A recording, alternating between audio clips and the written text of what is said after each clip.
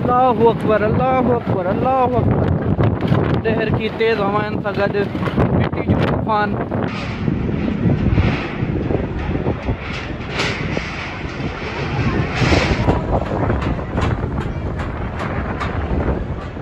देहरकी ऐं भरपासे वारे इलाइक़नि में जेको आहे मिट्टी जे तूफ़ान जेको आहे वॾी तबाही मचाए छॾी आहे। केतिरी घरनि ऐं दुकाननि जी भितूं किरी पियूं आहिनि। ऐं तव्हांखे इहो ॿुधाईंदो हलां, देहरकी लॻ जेको आहे नरली माइनर ॻोठ में जेको आहे घर खे ओचितो बाहि लॻी वई आहे। ऐं हिते देहरकी सिविल अस्पताल में हिन टाइम जेको आहे वक़्फ़े सां ज़ख़्मियुनि खे जेको आंदो पियो वञे। देहरकी जेकी सिविल अस्पताल इंतिज़ामिया आहे हू इन टाइम गैरफ़ाल लॻी पई आहे। देहरकी अस्पताल में एम्बुलेंस ऐं ॿियूं बि सहूलियतूं न हुजण सबबि जेके मुतासिर आहिनि उहे सख़्तु परेशान थी रहिया आहिनि। एम्बुलेंस असांखे न मिली, उन खां बाद में हिननि वटि ड्राइवर मौजूदु न हुयो।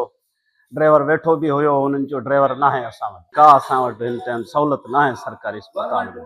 देहरकी जे मुख़्तलिफ़ इलाइक़नि में नुक़सान जा इतला अची रहिया आहिनि। अलाह से पनाह में रखंदो। माई भटूंडी जे लॻभॻि सोलंगी बिरादरी सां आहे, उन जो त गलो कटिजी वियो आहे। उनजी जेका हिकिड़ी अन्न वारी गुंदी थींदी आहे, उनजो जेको मथां जेको ढकणो हुयो उहो किरियो आहे ऐं उनखे उहा शदीद ज़ख़्मी आहे। उनखे रेफर रहीमिया ख़ान करायो आहे।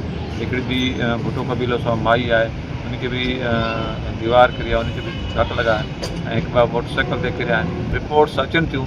असां पंहिंजे रेवेन्यू स्टाफ खे उन्हनि खे मुख़्तलिफ़ माण्हुनि सां राब्ते में आहियूं ऐं तव्हां मीडिया जे तवसुत सां असां सभिनी खे रिक्वेस्ट कंदासीं त जेकॾहिं को असांखे इंफॉर्मेशन नथी अची सघे, नेटवर्क बि कमु न पियो करे, तव्हांखे का शेयर थिए त असांखे फौरी तौरु ज़रूरु ॿुधायो।